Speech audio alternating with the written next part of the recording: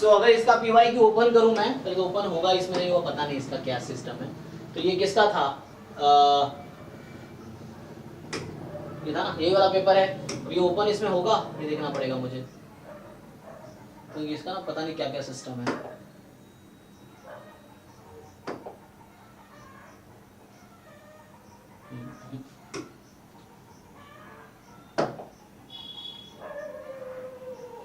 चलो, तो ये आ गया आपका क्यू, ये जो है देखो यहाँ पे दिख रहा होगा QMA 2024। मतलब लगता है कि ये क्या सैंपल पेपर है, ये सैंपल है ना, तो ये सैंपल पेपर है 2024 एग्जाम के लिए।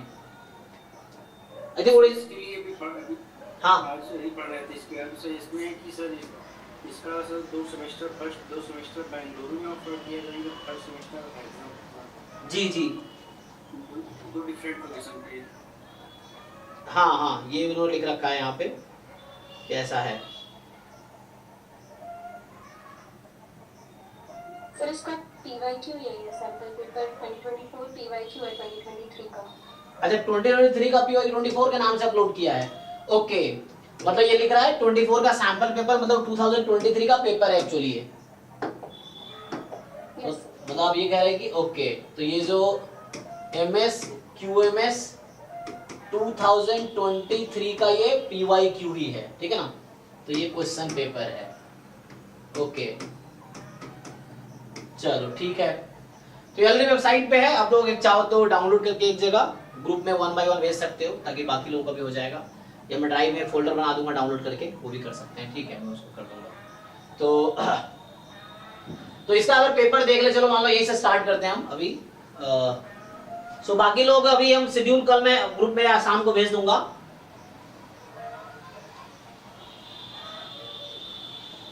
हाँ मुझे ऐसा लग रहा है अगर ISI में एक बार मैं कंफर्म करता हूँ पिछले साल के बच्चों से, अगर ISI 2 डिफरेंट MStats या M MStats या MS QMS है, अगर तीनों का एक ही टाइम पे एक ही दिन में एग्जाम है, फिर तो आपको एक ही में अप्लाई करना है, क्योंकि 3 में अप्लाई क्यों पैसे फंसाओगे। तो पहले तो ये, और जैसे इन्होंने बताया कुछ लोगों ने कि M MStats का लास्ट टाइम सेम टाइम पे था, तो QMS का भी कुछ लोगों ने बताया कि सेम टाइम पे था। तो अगर M MStats और MS QMS इन तीनों प्रोग्राम का अगर सेम टाइम पे है, तो फिर एक ही अप्लाई कर सकते हो। तो आप देख लो आपको किस में इंटरेस्ट है, या आपके कॉन्फिडेंस क्या कहता है, किस एग्जाम में आप जाना चाहते हो, किस एग्जाम में आपको कैपेबिलिटी लगती है, निकाल सकते हो। ये चीजें है ना, बहुत सारी चीजें कैलकुलेट करना होता है। तो आप देख लो एक चीज डिसाइड करके उसके हिसाब से एडमिशन लो। और ISI से पढ़ना है कि अच्छी बात है, वहां जाओगे तो आगे बहुत स्कोप्स हैं लाइफ में, है ना। जरूरी नहीं कि मतलब ये MStats करेंगे वही होगा, तो जो भी जिनको जिसमें इंटरेस्ट है आप उसके हिसाब से आगे बढ़ो। हर फील्ड में आगे बहुत स्कोप है, ठीक है ना। तो एक बार देखो इन सब क्वेश्चंस को ट्राई करें, बताओ कोई अगर तुम बताना चाहो इसमें। देख तो ये कितने क्वेश्चन है इसमें टोटल,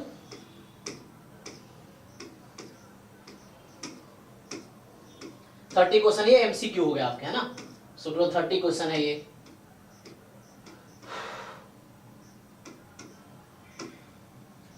तो पहले तो मैं बताऊंगा, तुम लोग ट्राई करके आना, मैं पहले प्लान बता दूंगा, तुम ट्राई करके आना, फिर पूछना डाउट। चलो यहां से देखते हैं एक बार, किसी ने सॉल्व किया ये पेपर, बताओ इस तरह क्वेश्चन कैसे सॉल्व करोगे। Yes sir. How will you solve this question. अगर आप पहले क्वेश्चन की बात करूं, हाँ इसको मैं समेशन में क्या लिख सकता हूं, क्या मैं कुछ ऐसा लिख सकता हूं 1/n k की पावर 99 k अपॉन n की पावर 99 और n from 1 to sorry k from 1 to n, is it.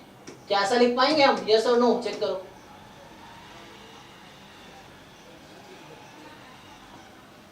समझ आ रहा पहला क्वेश्चन।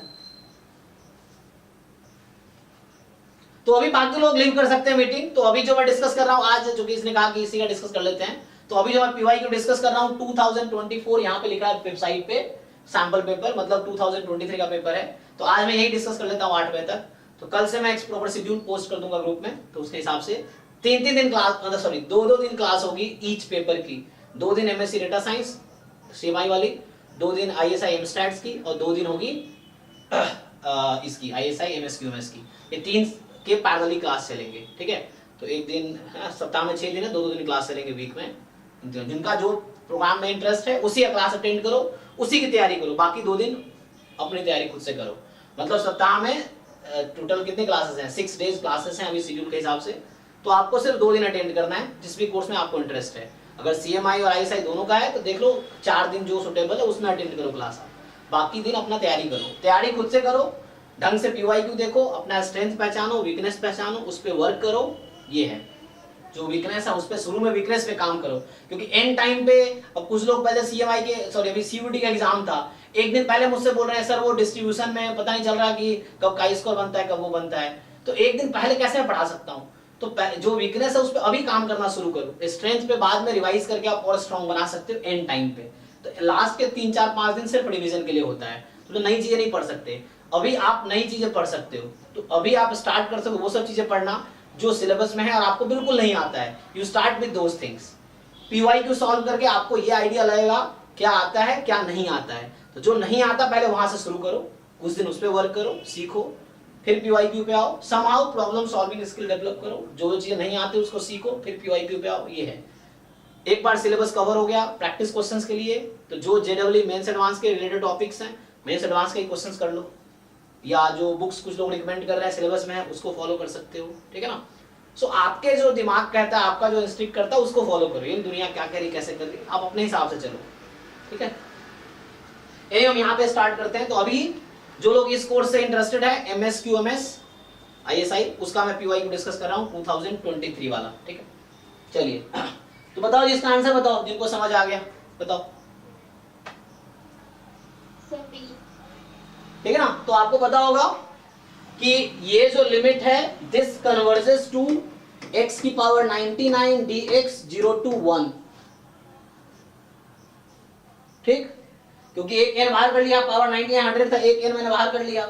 अब ये ऊपर समेशन है k from 1 to n upon है, तो मैंने फिक्स कर दिया इसको 1/n plus 2/n plus 3/n बाद में n/n। तो इस चीज को मैं ऐसे लिख सकता हूं और लिमिट लगा दिया तो 0 to 1 ये आ गया। अब यहां से इजीली सॉल्व कर लो, x की पावर 100/100 0 से 1, सो 1/100, सो b। इजी है। जो लोग एग्जाम में मैथ पढ़े उस समय ही पढ़े, हालांकि ये integration as a limit of a sum का कॉन्सेप्ट है, डेफिनेट इंटीग्रेशन का। चलिए सेकंड में ट्राई करते हैं। बोल रहा है कि 1/a 1/c 1/a minus b 1/c minus b, क्या कितने वेरिएबल है a b c 3 है, ये 0 हो रहा है और b इक्वल नहीं है a प्लस c के, तो इसका मतलब ये हो गया then which of the following is true. ABC GP में है, HP में है, AP में है या किसी में भी नहीं है, बताइए।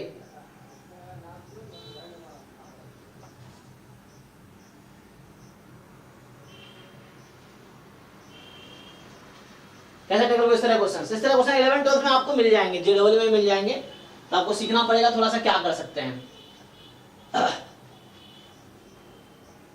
सो एक तो तरीका है कि ऑप्शन के हिसाब से भी जा सकते हो, जनरल टर्म डिसाइड करना आता है। किसी ने ट्राई किया है बताओ, ये किसी का आंसर आया हो? HP में कैसे? तो हमने 1/a plus 1/c minus b को साथ ले लिया और 1/b plus a minus b को साथ ले लिया। बेसिकली ABC को कॉम्बिनेशन को साथ लेके इक्वेट कर रहा है, एक कॉमन टर्म बन जाएगी a minus b plus c की।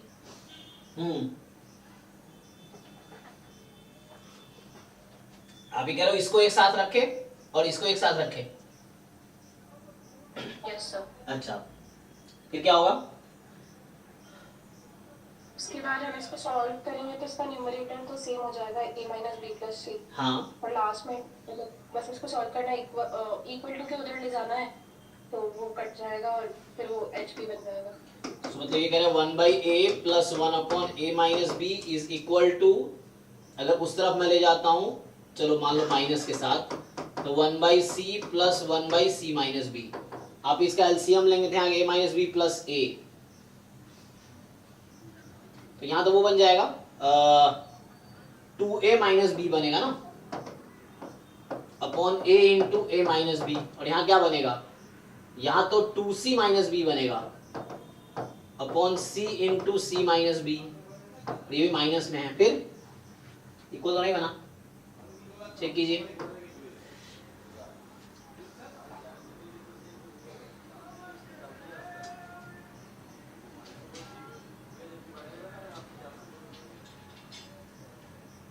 फर्स्ट और फोर्थ का कॉम्बिनेशन और सेकंड और थर्ड का, first fourth second third, sorry first और फोर्थ सेकंड थर्ड।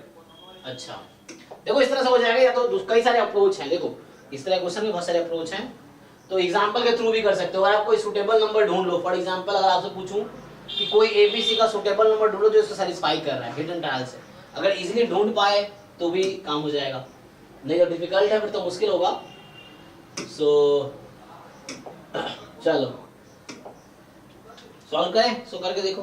तो फर्स्ट फोर्थ को एक साथ लो, ठीक है, और सेकंड थर्ड को एक साथ लो, फिर देखो क्या होता है।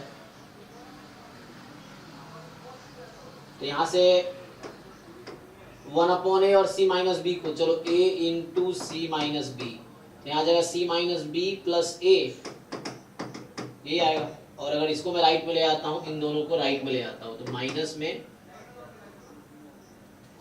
तो यहाँ बनेगा a माइनस बी प्लस सी, और अपॉन में यही चीज रहेगी c into A minus B. अच्छा हाँ, तो अब कैंसिल हो जाएगा, ठीक है ना, हाँ ठीक है।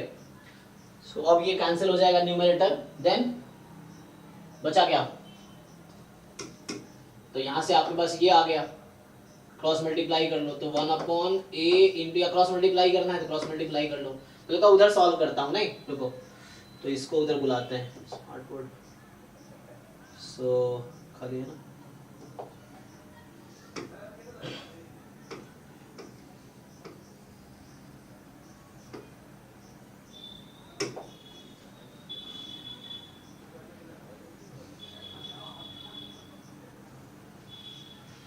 चलो देखो, तो यहाँ जैसे क्या कहा है उन्होंने कि 1/a plus 1 upon C minus B एक साथ रखो, और यहाँ पे 1 upon C plus 1 upon A minus B एक साथ रखो।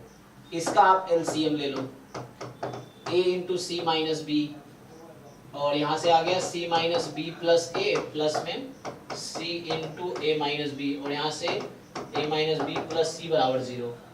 अब यहाँ पे ये होगा कि आप कॉमन लेके कैंसिल कर सकते हो, तो यहाँ से उसने देखो, अब यहाँ अगर कॉमन निकालोगे तो क्या आता,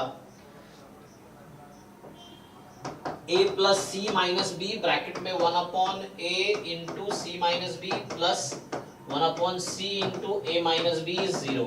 और क्वेश्चन में लिख रखा है कि b can not be equal to a plus C, so question में गिवन है this is a non zero number, है ना, देखो क्वेश्चन में लिखा हुआ है। सो यहाँ ध्यान दो, ये सब जो कंडीशंस होते हैं इसका यूज होता है ना, आपको समझना है। तो लिखा है b is not equal to a plus C, so इसका मतलब है this is a non zero number, इसको राइट में भेज सकते हो। अगर जीरो है तो नहीं भेज सकते थे आप, पूरा जीरो हो जाता, तो this is a non zero number, zero upon this zero हो जाएगा। तो यहाँ से आ गया आपके पास 1 upon a into C minus B plus 1 upon C into a minus B बराबर 0, यही है, क्योंकि वो राइट साइड में चला गया। अब इसको सिंप्लीफाई कर लो, तो क्रॉस वो कर सकते हो आप, इसको इधर बुला लो, क्रॉस मल्टीप्लाई कर लो, या ओपन कर लो, है ना, तो इसको इधर बुला के क्रॉस मल्टीप्लाई कर दोगे तो आ जाएगा, पहले इसको इधर बुला लो, मतलब ये बोलना चाह रहा हूं कि ma'am this is equal to minus of this, so cross multiply कर लो, c time a minus B minus a time c minus B, इस तरीके से ये हो गया AC माइनस BC, यहां से आ गया माइनस AC प्लस AB। अब यहां से क्या होगा, सो इसको ठीक से लिखो, तो यहाँ कॉमन दो टर्म कॉमन क्या है AC, तो यहाँ आ गया 2AC बराबर AB प्लस BC। अब मैं इस पूरे एक्सप्रेशन को डिवाइड कर देता हूं A into B into C, ABC से, तो बनेगा 2 इंटू 1/b बराबर 1/c प्लस 1/a। अब बताओ इसका क्या मीनिंग है, दिस इंप्लाइज व्हाट, HP में, हाँ, तो 3 नंबर ABC HP में कब होता है, मैं कॉन्सेप्ट जानना चाह रहा हूं actually. So ABC are in harmonic progression if and only if, sir अगर इनका रेसिप्रोकल AP में होता है तो yes correct. So further if and only if these three numbers are in AP. अब ये तीन नंबर AP में कब होते हैं? 2b is equals to मतलब 2 into 1 upon b is equals to 1 upon a plus 1 upon b. Yes. सो बीच वाले का डबल फर्स्ट और थर्ड के सम के इक्वल है. सो 2 into 1 upon b 1 upon a plus 1 upon c. और यही चीज हमारे पास आ चुका है. So meaning of this is, इसका मतलब ये इफ एंड ओनली इफ है. तो this implies this things. Okay. So है ना, जिन लोगों को नहीं पता है, ज्यादातर लोगों को पता ही होगा.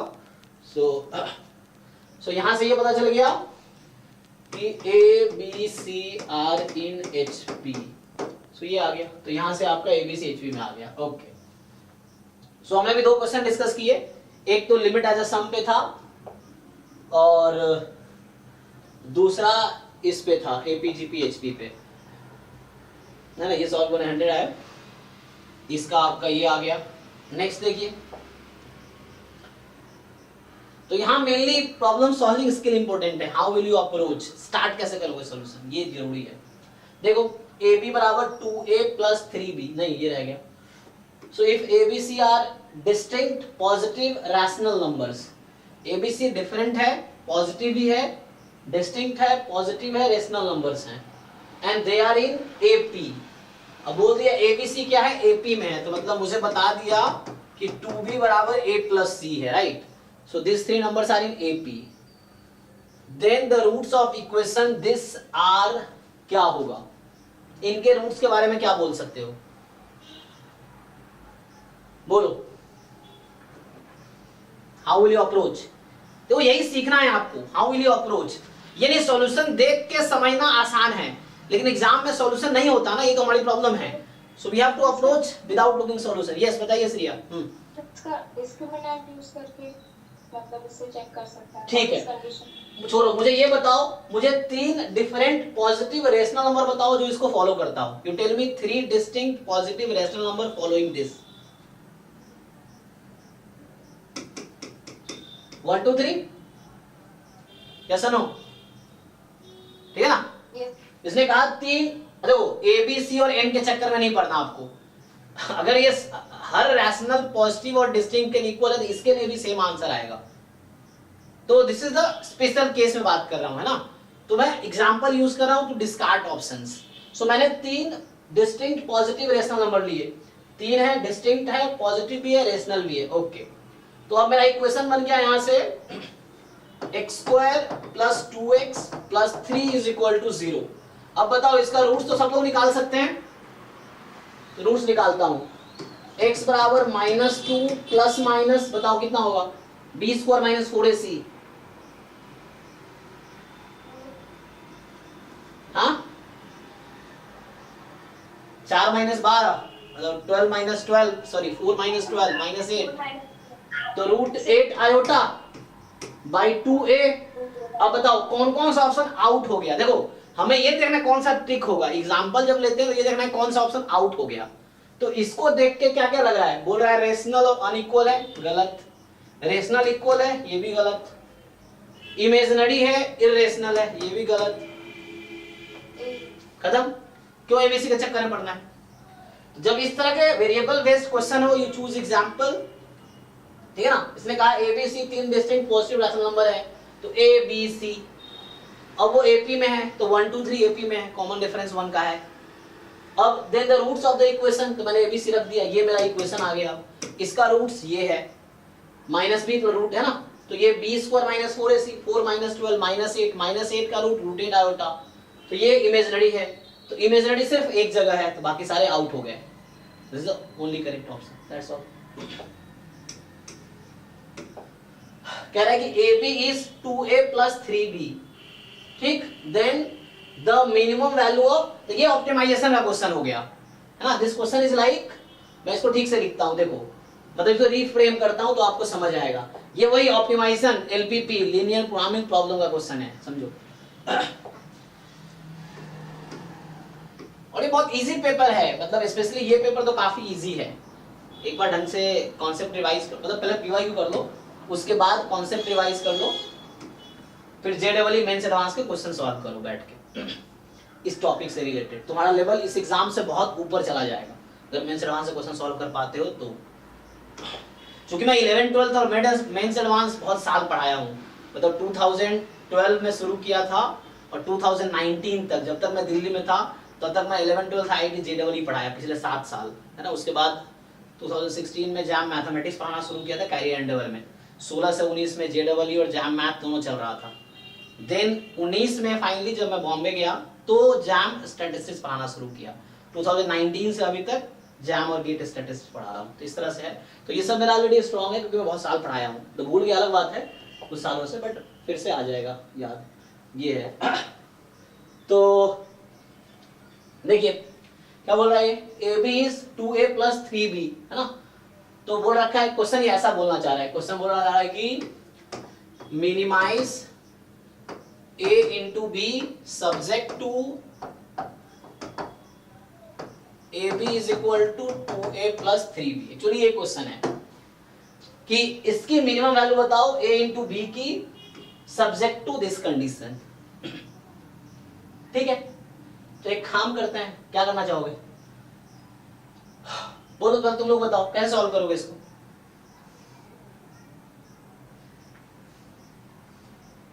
सर AB को ऑब्जेक्टिव फंक्शन मान के, मतलब जैसे z मान के 2A plus 3, बट सर इसमें तो कंस्ट्रेंट्स ही नहीं दे रहे।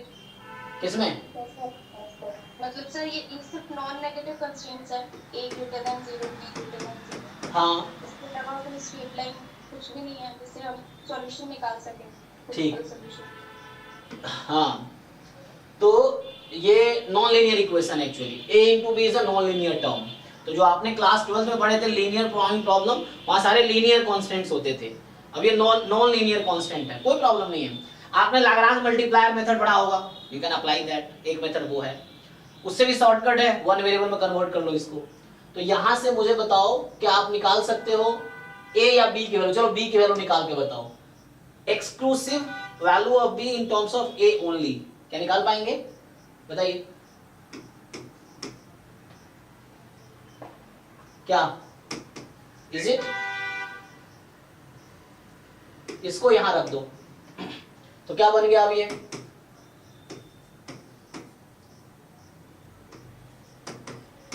So this is your G of A या F ऑफ A। मैंने क्या किया, यहां से B की वैल्यू निकाली, यहां पुट कर दिया। सो अब मेरा फंक्शन है GA, so G of A या F ऑफ A बोल दो। सो 2A square upon A minus 3, जहां पे A हमारा पॉजिटिव है। अब यहाँ प्रॉब्लम बस 0 के साथ है, सॉरी 3 के साथ है, क्योंकि 3 हुआ तो क्या होगा, है ना। A अगर 3 होगा तो यहाँ पे 6 और यहाँ पे आ जाएगा 3B, 3B खत्म, तो 6 बराबर, अच्छा A 3 नहीं हो सकता ना, क्योंकि तुम्हारा 3 रख दिया मैंने, तो ये 6 हो जाएगा, ये 3B, ये 3B, 3 6 बराबर 0, that's why can not B 3, ठीक है, कोई प्रॉब्लम नहीं है। तो यहाँ पे मुझे बता रखा है A इज पॉजिटिव टाइप का।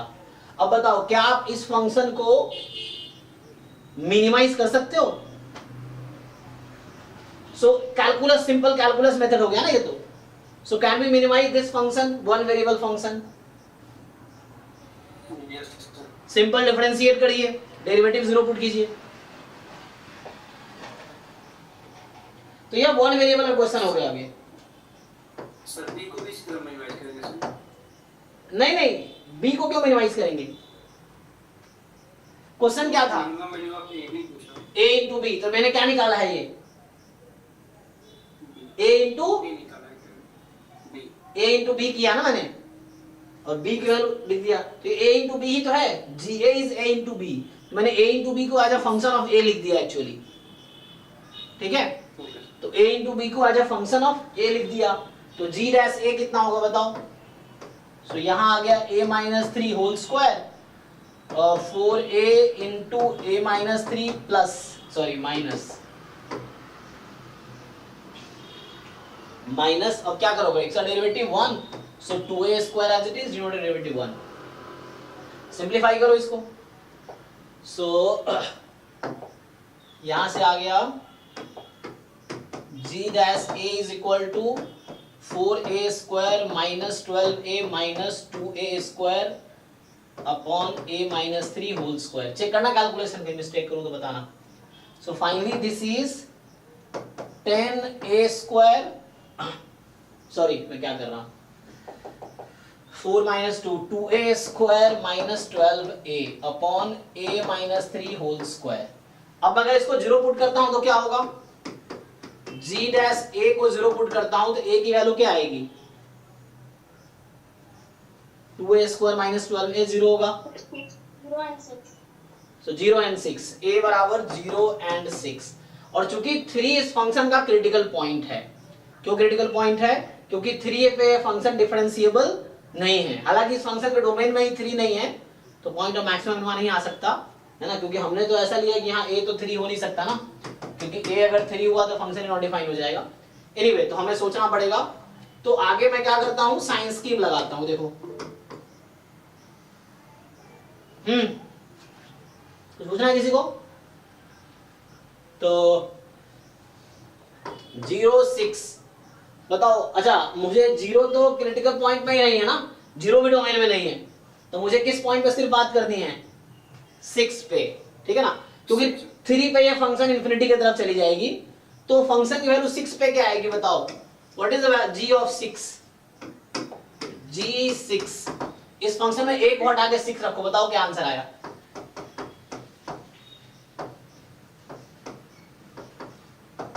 So 24.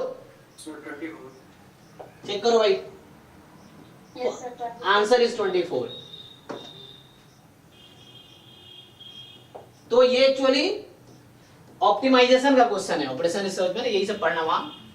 तो मुझे इस a इंटू बी को मिनिमाइज करना था सब्जेक्ट टू दिस कंडीशन, तो इस कंडीशन से b निकल गया, b को वापस रख दिया तो a इंटू बी ही इसके इक्वल आ गया, ये a इंटू बी ही तो है, तो ये हो गया। अब मुझे इसको मिनिमाइज करना है अब ओवर दिस डोमेन, तो मिनिमाइज किया, डबल निकाला, जीरो पुट किया, जीरो तो डोमेन में ही नहीं है, डोमेन तो यहाँ पॉजिटिव कर रखा है इन्होंने a की वैल्यू, तो जीरो तो हो ही नहीं सकते, 6 बचा, 6 रख दिया फंक्शन में तो a b की वैल्यू 24 आ गई। 24 is the minimum value of the function actually, ये है, दैट इज आंसर। तो इस तरह सॉल्व कर सकते हो क्वेश्चंस आप।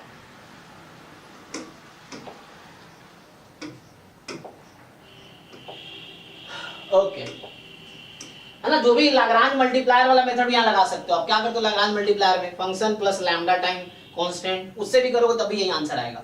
जिन लोगों को आइडिया है कि लाग्रांज मल्टीप्लायर मेथड से कैसे मैक्सिमम मिनिमम निकालते हैं, यू ट्राई दिस वे, तब भी आंसर 24 आएगा उस मेथड से भी। आइए इस पर ट्राई करते हैं।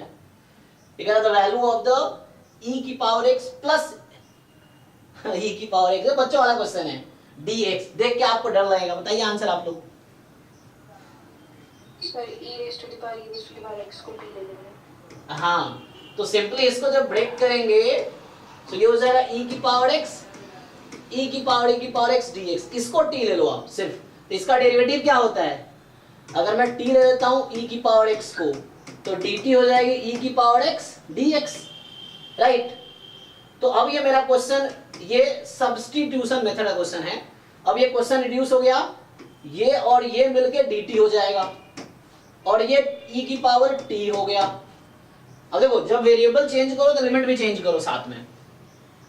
तो मेरा x है माइनस इंफिनिटी से 0, मैंने t नाम दिया है e की पावर x को, तो बताओ x जब माइनस इंफिनिटी के इक्वल है तो t किसके इक्वल होगी, 0, e की पावर 0, तो ये 0 हो गया आपका। जब x 0 के इक्वल है, t किसके इक्वल है, 1।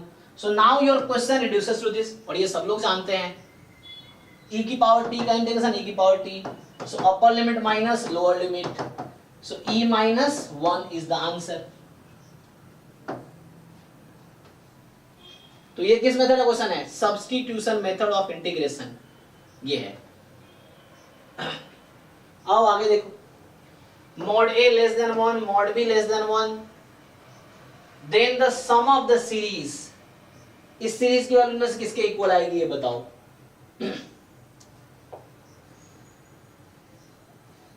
सर मेरा सी ऑप्शन आया। सी आया, ओके। बाकी लोग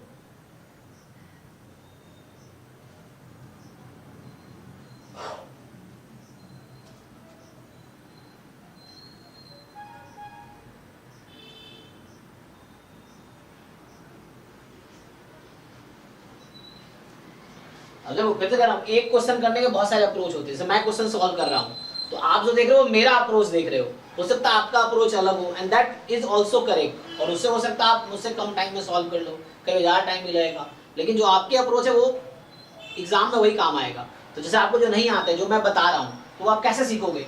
उन क्वेश्चंस को आप 2-4 बार खुद से सॉल्व करोगे। जैसे आपको डाउट है, आप क्लास में डाउट पूछा, अब मैंने वो सॉल्व करा दिया, अगर आपने उसको सॉल्व नहीं किया तो आप फिर भूल जाओगे। अगली बार जब वो मिलेगा 2 महीने बाद या एग्जाम में, तो आप फिर से नहीं कर पाओगे जैसे क्लास से पहले नहीं कर पाए थे। तो वो कॉन्सेप्ट आपके दिमाग में तब फिट होगा जब वो क्वेश्चन जिसमें आपको डाउट है उसको repeatedly time by time solve करते रहो, ताकि वो कॉन्सेप्ट दिमाग में फिट हो जाए। तो वैसे क्वेश्चन जब फ्यूचर में मिले तो क्विकली आपको आइडिया है कि ये ऐसे होगा।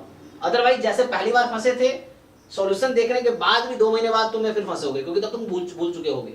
सो उन क्वेश्चंस को तुम कलेक्ट कर सकते हो। जैसे कोई क्वेश्चन डाउट होता है तो एक जगह कलेक्ट कर सकते हो, जब रिवीजन कर रहे हो एंड में, तो जिन जिन क्वेश्चन में आपको शुरू में डाउट आए थे वो सॉल्व करके देख लो एंड में। अगर आप वो सब क्वेश्चन सॉल्व कर पा रहे, मतलब इस प्रोसेस में आपने उतना कुछ सीख लिया एक्चुअली। ये चीज है। बच्चा कई बार मैं देखता हूँ क्वेश्चन पूछता है, मैंने सॉल्यूशन बता दिया, भूल गया, 2 महीने बाद वही बच्चा वही क्वेश्चन फिर पूछ रहा है।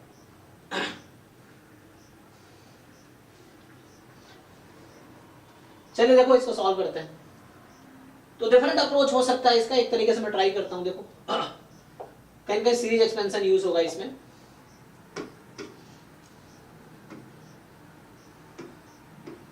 सर एक बार सभी क्वेश्चन का जनरल आइडिया दे दे, टाइम के बाद खुद कल सॉल्व करेंगे। सॉल्व करके आएंगे, ठीक भी सही है। तो अभी टाइम कितना बचा है? 15 मिनट है। मैं बता देता हूँ कैसे कैसे करना है, हिंट आप सॉल्व करके आओ। जब अगली क्लास होगी इसकी तो उस दिन हम लोग, कल तो इसी का टर्न है ना, उसमें अगर शेड्यूल की बात करें तो हम यस सर। हाँ, तो कल इसको डिस्कस कर सकते हैं हम लोग। ये काम कर सकते 2 दिन लगातार, चलो कोई बात नहीं, है ना। एक भी तरीका हो सकता है 2 दिन लगातार करते, लेकिन चलो जो हो गया ठीक है, थोड़ा टाइम मिल जाएगा। तो चलो, तो अभी क्या करते हैं, इसमें क्या करना है? देखो एक तो तरीका मुझे समझ आ रहा है कि पहला टर्म को कलेक्ट कर दो, जैसे 1 b b square b cube and so on. First term सबका ओपन कर दो, मतलब पहला टर्म को एक ब्रैकेट में लिख लो, उसका एक सीरीज एक्सपेंशन लिख लो, लगता है प्लस। अब क्या होगा, यहाँ दूसरा टर्म क्या है, लेकिन यहाँ पे 2 है, यहाँ 4 है, ओके, तो वैसे कर करके चलता रहेगा एक्चुअली। यहाँ दूसरा टर्म क्या है, ab, यहाँ दूसरा टर्म क्या है, ab स्क्वायर, उसमें दूसरा टर्म आएगा ab क्यूब, फिर ab4, तो ab कॉमन ले सकते हो, फिर एक एक्सपेंशन यूज हो जाएगा। फिर तीसरा टर्म यहाँ जैसे है a स्क्वायर b स्क्वायर, अगले में आएगा क्या आएगा तीसरा term, a square b cube, है ना, a square b4 and so on, ऐसे चलता रहेगा। तो ऐसे सो ऑन ऐसे चलता रहेगा वो, फिर सबका एक्सपेंशन लिखना पड़ेगा तुम्हें, उस तरीके से देख सकते हो। समझ पा रहे हो? सेकंड स्टेज एक b मल्टीप्लाई करके डिफरेंस करके करें सर। किसमें? तो इस मान लेते हैं। अच्छा, वैसे भी कर सकते हो, ओके। अच्छा, ये वो नहीं, अच्छा अरिथमेटिको ज्योमेट्रिक तो नहीं है। अरिथमेटिको ज्योमेट्रिक पता है a1 a हाँ इस तरह से इंक्रीज हो रहा है। अच्छा, तुम ये कह रहे हो इसको क्या b से मल्टीप्लाई कर दे? Yes sir. फिर घटा दे इसमें से, वो भी कर सकते हो, तो उससे कुछ टर्म रिड्यूस हो जाएगा। That is also one point. Directly नहीं कर सकते, जैसे 1 + b + b square + b cube, ये एक अलग सीरीज हो गई। हाँ, इसके बाद a कॉमन लिया, b + b स्क्वायर में a स्क्वायर कॉमन लिया, b स्क्वायर, मतलब जो a पे पावर है वो b पे पावर है, वहीं से सीरीज स्टार्ट। हाँ हाँ हाँ, वैसे भी कर सकते हो, 2 बार सीरीज बनेगी वहां पे, वैसे भी कर सकते हो आप। सो वैसे भी हो जाएगा, पहला टर्म दूसरा टर्म सो ऑन चलता रहेगा, तो एक b भी है ना, फिर a, हाँ अब सही कह रहे हो, उससे भी हो जाएगा। मैं वही कहना चाह रहा हूँ, एक क्वेश्चन का डिफरेंट अप्रोच हो सकता है, depends on how we think. So आपके अप्रोच, मेरे अप्रोच, किसी और के अप्रोच, सबके अप्रोच अलग हो सकते हैं, लेकिन आंसर सबके सेम आएंगे। इसलिए आपको सीखना है खुद से ट्राई करके, तो उससे ये फायदा होगा कि एग्जाम में वो चीजें क्विकली आपको याद आएंगी, है ना, रट्टा नहीं मारना पड़ेगा। सो ये ट्राई इन ओन वे, अपने तरीके से ट्राई करो। देखो मैं आगे बता देता हूँ, इसमें क्या पूछा है कि suppose p is set of different terms obtained in the expansion of a plus b dot dot dot z square. q is the set of different terms obtained in the expansion this. अच्छा ठीक है, सो यहाँ 26 numbers हैं, उसका square कर रहे हैं, तो क्या होगा, a square plus b square plus c square up to z square and फिर 2ab 2bc 2c, इस तरह जितने कॉम्बिनेशन बनेंगे वो सारे आ जाएंगे। ठीक है, उनके पूरा टर्म्स का डिफरेंट टर्म्स का ये सेट है P में। अब Q क्या है? Set of different terms obtained in expansion this a plus b plus 2 का होल स्क्वायर, यहाँ भी ऐसे ही है, सो ओपन कर लोगे। S क्या है? Set of elements. ये इसका मतलब बताओ पहले, इस नोटेशन का क्या मतलब समझते हो आप? Sir P upon Q। अरे अपॉन ऐसे होता है, greatest common GCD.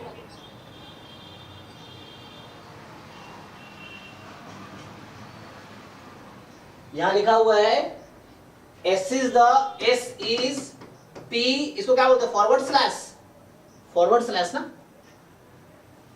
So what is meaning of forward slash? What is meaning of backward slash? What is meaning of vertical line? Set theory में है ना। इंटरसेक्शन हो गया क्या? नहीं, डिफरेंस माइनस, यस। तो सेट में माइनस को ऐसे लिख देते हैं ये लोग, this is actually P minus Q, ठीक है ना। तो P माइनस Q को ऐसा लिख देते हैं लोग। So P minus Q, set का difference of a set P minus set Q। इसमें वो एलिमेंट आएंगे, element of set P which are not in set Q, मतलब ये है P माइनस Q सेट। जैसे A माइनस B इवेंट जानते हो ना, ये समझ लो P इंटरसेक्शन Q कॉम्प्लीमेंट, ये मतलब है इसका। So this three are same thing, है ना।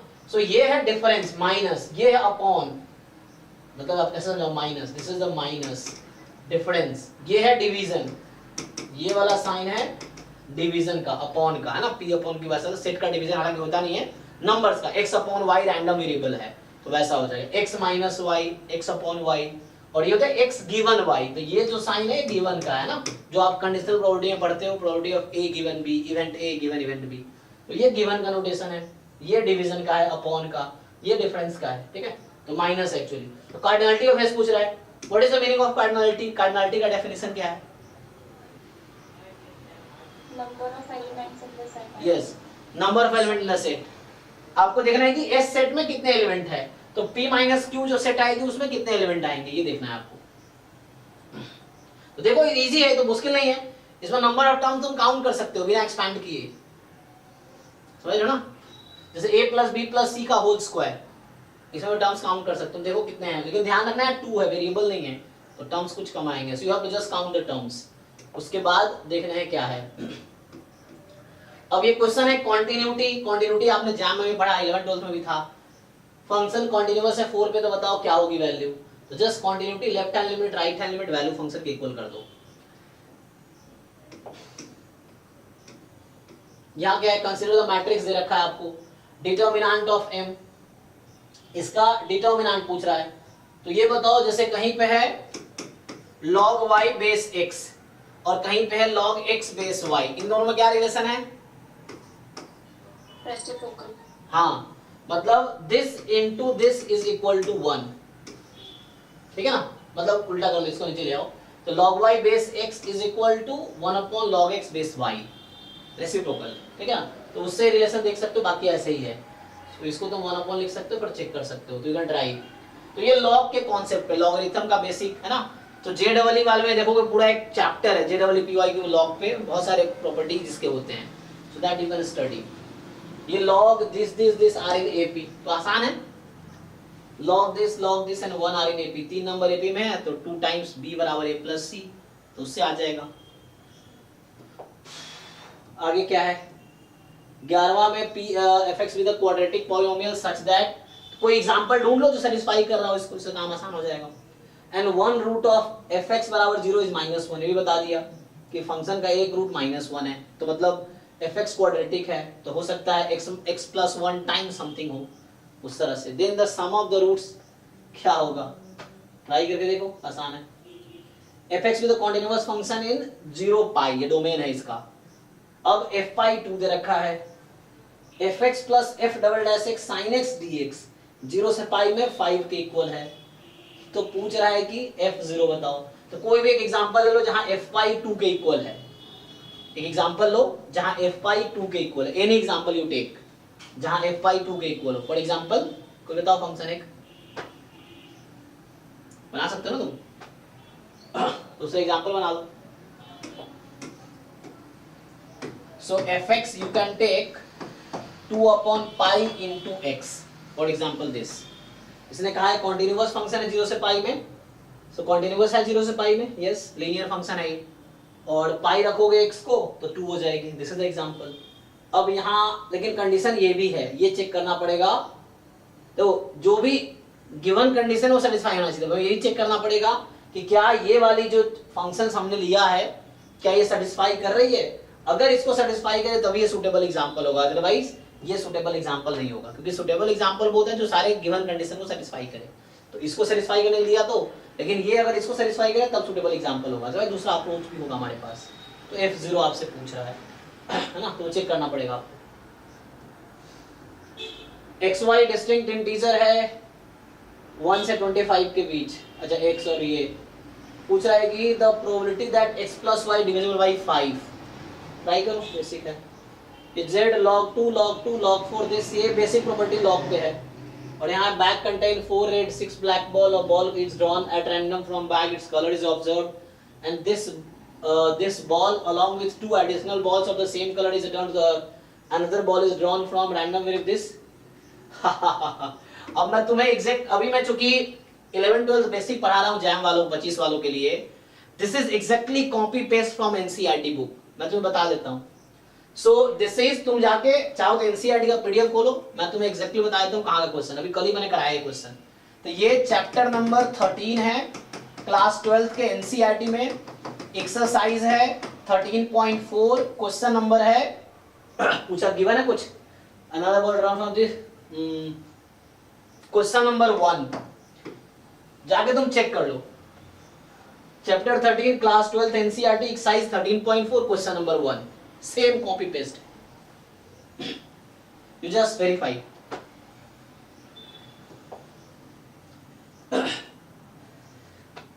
ओके, तो ये 13.4 एक्सरसाइज जो है वो बेस थ्योरम एंड उस पे है, टोटल प्रोबेबिलिटी पे, ठीक है ना। टोटल प्रोबेबिलिटी क्या है, हालांकि a fair coin is tossed 100 times, एक कॉइन को 100 टाइम टॉस किया, the probability of getting odd number of tails, odd number of tails है ना, तो मतलब नंबर ऑफ टेल्स या तो 1 3 5 7 100, देख लो ट्राई करके। तो अगर मैं बात करूं getting odd number of tails, x is number of times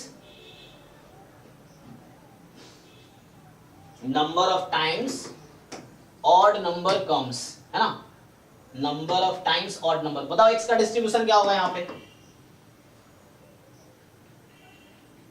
number of trial is 100, binomial 100 p सब p टर्म निकालेंगे, नहीं ऑड, एक कॉइन पे a fair coin is tossed 100 times, find the probability of getting odd number of tails। तो tell एक toss पे tell आने की क्या प्रोबेबिलिटी है, तो फिर तो ये 1/2 हो गया। अरे बाइनोमियल x, 100/2, सॉरी 100, 1/2। अब निकालो इस पे प्रोबेबिलिटी x बराबर 1 प्लस प्रोबेबिलिटी x बराबर 3 एंड सो ऑन, मतलब समेशन प्रोबेबिलिटी x बराबर 2n प्लस 1 या 2k प्लस 1, k फ्रॉम 1 से लेके, नहीं यहाँ क्योंकि मैं 2k लिख रहा हूँ तो 0 से स्टार्ट करना पड़ेगा, 0 से लेके और कहाँ से जाना पड़ेगा 50 तक, नहीं 50 49 तक, तो 0 to 49 निकालो इसको आराम से, यहाँ कहीं ना कहीं एनसीआर की जरूरत पड़ेगी।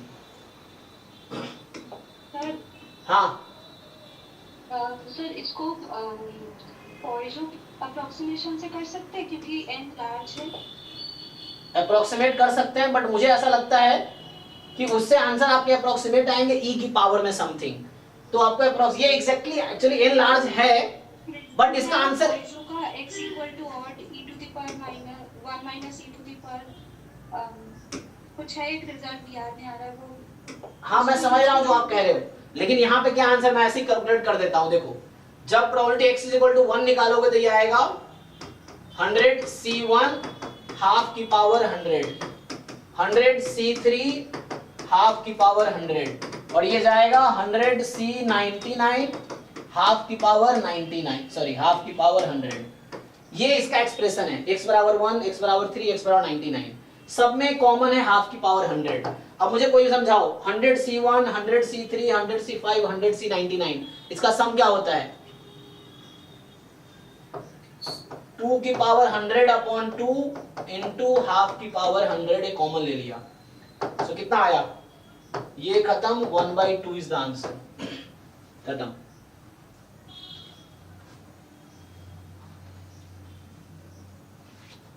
तो क्या किया मैंने, आपको पता है ना NC 0 से लेके NCN तक का सम क्या होता है? 2 की पावर। तो ये सब ऑड कोएफिशिएंट लिए हुए हैं मैंने, तो यहां मैंने क्या यूज किया है? 2 की पावर n/2। ऑड r वाले NCR, r from 0 to n is 2 की power n, so when r is odd उसका सम 2 की power n/2, r is even 2 की पावर n/2, तो वही यूज किया मैंने। चेक करो, ट्राई करके आओ। तो मैंने 16 तक आपको डिस्कस किया। अब अगर आप अप्रोक्सीमेशन यूज करेंगे तो you will not gate exact answer, वो e की पावर समथिंग में आएगा जो आप सही कह रहे हैं, वी कैन यूज, बट आपको देन चूज करना पड़ेगा which is the nearest answer, ये चीज है, क्योंकि वो फिर अप्रोक्सीमेट करके नियर आंसर आएगा, but this is exact answer. चलिए, तो बाकी आप ट्राई करके आइए, नेक्स्ट क्लास में मिलते हैं। तो कल मैं इसी क्लास लूंगा, कल शेड्यूल के हिसाब से। तो ये आपका होमवर्क आज का है, ये जो QMA 2024 जो वेबसाइट पे अपलोडेड है वो आपको सॉल्व करके आने हैं, मतलब 2023 का पार्ट 1 पेपर जो है ये सॉल्व करके आइए, फिर हम लोग इसका डिस्कशन करेंगे डाउट 6 to 8 में ही। हाँ सर, पेपर डाउनलोड नहीं हो रहा है, ग्रुप में एक बार सेंड कर दीजिएगा। हाँ ठीक है, डाउनलोड यहाँ तो हो गया है, तो ठीक है भेजता हूँ। हाँ जी, सर आप पहले स्टेट का फॉर्म होना चाहिए QMS का 1 by 1। हाँ शान जोर से बोलो थोड़ा। सर मैं कह रहा हूँ M स्टेट का फॉर्म होना चाहिए QMS का। देख लो आपको किस में इंटरेस्ट है और कौन से आपको क्वालिफाई करना आसान लगता है। This paper is easy to qualify, very easy to qualify, क्योंकि इसमें 11 12 का कॉन्सेप्ट है और बच्चे भी मुझे लगता है कम होंगे कंपैरेटिव टू एमस्टैट्स, या ज्यादा भी होंगे तो वो आपके डोमेन के बच्चे नहीं होंगे ना, मतलब यहाँ तो जनरल सबके लिए है, कॉमन सिलेबस है। सो आप देख लो आपको क्या इंटरेस्ट है। MStats has much more scope than this exam, लेकिन वो ऐसे बहुत डिफिकल्ट भी है, फिर ये देखना है आपको। सर लास्ट डेट है ना इसकी शायद शायद सेकंड अप्रैल सर बढ़ गया बढ़ गया है, अच्छा 2 अप्रैल कर दिया है, ओके। सर इसमें भी इंटरव्यू होगा, इसमें 2 पेपर एक इंटरव्यू होगा, इसमें भी QMS वाले। हाँ लेकिन ये भी देखो, ISI में एडमिशन लेना बड़ी बात है। अगर आप ISI में एडमिशन होता है this is good thing, because ISI is one of the best institute in India, है ना। उसके बाद आपको आगे बहुत अपॉर्चुनिटीज मिलेंगे वहां जाने के बाद। तो फर्स्ट ऑफ ऑल आप वहां पहुंच जाओगे, देन उसके बाद बहुत सारी अपॉर्चुनिटीज उसके बाद आपको दिखेंगी जो आपको अभी पता नहीं होगा, जो कोई बताएगा शायद बहुत ज्यादा समझ भी नहीं आएगा। ये है, जब आप वहां जाओगे तो बहुत सारे अपॉर्चुनिटीज रहते हैं, आप फॉरेन जा सकते हो PhD के लिए, बहुत सारे जॉब स्कोप्स रहते हैं और बहुत सारे और अपॉर्चुनिटीज आएंगे जो इस लेवल पे आपको नहीं दिखेगा। बट द थिंग इज आगे बढ़ना जरूरी है लाइफ में, चाहे कोई भी कोर्स में लो, लेकिन आगे बढ़ते रहो इंस्टेड ऑफ 2-3 साल का गैप ले। It's better to take the admission, जहां आपको एडमिशन मिल रहा है एडमिशन लो, आगे बढ़ो। आगे हर फील्ड में बहुत अपॉर्चुनिटीज हैं और इट इज योर एबिलिटी कि आप कहाँ पहुंचोगे। इंस्टीट्यूट बहुत ज्यादा मैटर नहीं करता, मैं फिर बता रहा हूँ। IIT से लोग पर के तुम देख रहे हो जहां तहां भटक रहे हैं, बहुत सारे लोग ऐसे भी हैं। सो इट्स नॉट लाइक कि कोई IIT पहुंच गया ऐसे पहुंच, इट इज आपका माइंडसेट है, आपके एम्बिशंस हैं, वो डिसाइड करेगा आप लाइफ में कहाँ पहुंचोगे, इंस्टीट्यूट डिसाइड नहीं करेगा, ठीक है ना। सो आपके उस तरह से आप आगे बढ़ो लाइफ में, जहाँ एडमिशन मिल रहा है लो। आप देखो आपकी कैपेबिलिटी, सिलेबस, इंटरेस्ट, आपके इंटरेस्ट कहाँ मैच कर रहे हैं, उसके हिसाब से आगे बढ़ो, है ना, विदाउट कंपेयरिंग विद अदर। कई बार लोग कंपेयर करके डिसीजन लेते हैं, दिस इज रॉन्ग। उससे क्या होगा, लॉन्ग रन में आप फिर पछताओगे कि उसने ये किया मैं भी यही करूंगा। अगर आपको इंटरेस्ट नहीं है क्यों करना है, you do what you want to do, ये चीज है, ठीक है। तो उसके हिसाब से डिसीजन लो, आपको जिसमें इंटरेस्ट है। एमस्टैट्स करना है तो उसके लिए वो फॉर्म भरो, ये करना है इसके लिए ये फॉर्म भरो। सेम टाइम सेम डे में एग्जाम है तो एक ही दे पाओगे। तो आप पेरेंट्स से बात कर सकते हो, खुद से पूछ सकते हो आप, है ना, खुद के साथ डिस्कशन करके कि क्या बेटर है हमारे लिए। दोस्तों से बात कर सकते हो, जो लोग हैं उनसे बात कर सकते हो, ये है। बाकी क्योंकि मैं ऐसे बताएं तो ये करो ये ना करो, क्योंकि मुझे लगता है आपके अपने इंटरेस्ट है, अपने एम्बिशंस हैं, उसके हिसाब से डिसीजन लो, ठीक है। टाइमिंग 8 है ना? हाँ टाइम अभी 6 to 8 ही चलेगी। तो कल हम लोग यही डिस्कस करेंगे, ये जो MS QMS का पेपर है इसी का हम डिस्कस करेंगे। ये आपको सॉल्व करके आना है, PC दोनों पार्ट है ना, ये A QMA और QMB दोनों डिस्कस करके आओ। ठीक है ना, QMA QMB दोनों करके आओ, उसके एक बार इसका डाउट देख लूंगा, उसके बाद उसको डिस्कस करेंगे। सो इसको कंप्लीट किया 2023 जो पेपर भेज देता हूँ ग्रुप में। तो अभी के लिए चलो, thank you and good night. तो सी यू 12। अच्छा Thank you, sir. हाँ, कल इसी टाइम पे यही क्लास, अभी नेक्स्ट बैच की क्लास लीव कर दो, ठीक है, थैंक यू। आई थिंक कोई पूछ रहा था, अर्शी आप कुछ पूछ रहे थे क्या? नहीं सर, वो मैंने पूछ लिया, मैं मेनली शेड्यूल का ही पूछना चाह रही थी। ठीक है, ओके। ये 6 to 8 ही चलेगी, बैच यही टाइम रहेगा 6 to 8, मतलब 6 डेज क्लासेस हैं, 2-2 दिन, तीनों अलग अलग एग्जाम का। तो वो मैं ग्रुप पे पोस्ट कर दूंगा कल किसकी क्लास होगी। ओके सर, इसका ग्रुप, हाँ ग्रुप बना दीजिएगा। हाँ, मतलब उसी में करते हैं, मैं भेजता हूँ और इसमें हो जाएगा। सर इसका रिकॉर्डिंग जो है सर वही सीयूटी के प्लेलिस्ट में मिल जाएगा? नहीं, इसका अलग बैच बोलेगा, जो अभी मैंने कराया, मैं आपको बताया था, अभी देखो यहाँ पे शेड्यूल है। सो CUET वाला जो बैच था वो एक्चुअली बैच 7 था। मैं एक्चुअली पढ़ाता हूँ मैं सेगमेंट अपार्ट में, ताकि बहुत ज्यादा कंफ्यूजन ना हो, एक ही जगह हजारों वीडियो हो जाएंगे फिर। सो एक्चुअली जो अभी मैं पढ़ा रहा हूँ उसका आपका बैच नंबर अभी मैं ये डिस्कस किया, बैच 11। सो आपको इसका रिकॉर्डिंग मिलेगा बैच 11 में, उसका अभी मैं ऐड करूंगा आपके डिस्क्रिप्शन में, जो ग्रुप है उसके डिस्क्रिप्शन में ऐड करूंगा मैं ये। सो ये जो QMS वाला कोर्स है ये बैच 11 है, ठीक है। तो बैच 11 का नाम से आपको लिंक आएगा क्लास का, और उसकी रिकॉर्डिंग का प्लेलिस्ट भी आपको इसी नाम से मैं अभी ऐड करूंगा, ठीक है। ओके ठीक है सर एक क्वेश्चन पूछना है। जी, पूछिए। हाँ, HCU के लिए आपको क्या लगता है CUET PG की क्या कट ऑफ रह सकती है? HCU बहुत ज्यादा डिमांडेड एग्जाम नहीं है, अभी कुछ बच्चों से पूछा भी था, वहाँ जो बच्चे ऑलरेडी इनरोल्ड हैं वो बहुत खुश भी नहीं है वहाँ कोर्स से, मुझे लगता है बहुत अच्छी वो नहीं करा रहे, बट स्टिल कट ऑफ तो बहुत कम जाएगी मुझे लगता है। इसके लिए आप टेंशन मत लो, रिजल्ट आने दो उसके हिसाब से है, क्योंकि मैं बहुत ज्यादा प्रेडिक्ट नहीं कर सकता कि क्या होने वाला है। पेपर डिफिकल्ट था, तो अभी तक मुझे ऐसा लगता है कि जैसे पिछले साल अगर 100-120 तक भी एडमिशन हुए हैं 400 मार्क्स पर, इसके बावजूद और पेपर उतने डिफिकल्ट भी नहीं थे, तो इस बार क्योंकि 300 मार्क्स का ही हुआ है और पेपर डिफिकल्ट भी थे, सो मतलब मुझे लग रहा है 70, 80, 90 तक भी एडमिशन होगा, 70, 80 पे भी एडमिशन हो सकता है, जो जनरल, इवन जनरल वालों की बात कर रहा हूँ मैं, लास्ट राउंड तक, क्योंकि इसमें कई राउंड में आते हैं ना। फर्स्ट राउंड हो सकता है आपको 100+ का रहे cut off for exam, second third round जो आएंगे तो उसमें आपको 70, 80, 60 मार्क्स पे भी एडमिशन मिलेगा। जैसे आप लास्ट राउंड तक टिके रहो उसमें एंड देखते रहो क्या अपडेट्स हैं, उसके हिसाब से आप एडमिशन लो। ये अगर आप जिनके मार्क्स अराउंड 70, 80, 90, 100+ है तो श्योरली एडमिशन होना है, 100+ अगर आपके बन रहे हैं तो, ठीक है। Okay sir. जी आपकी क्लास इसी में स्टार्ट होगी, न्यू लिंक आई? हाँ, अभी मैं स्टार्ट करता हूँ, वो अभी न्यू लिंक नहीं आएगी, मैं लिंक भेजूंगा, इसी में चलेगी अभी। हाँ, थैंक यू, चलो ठीक है। जो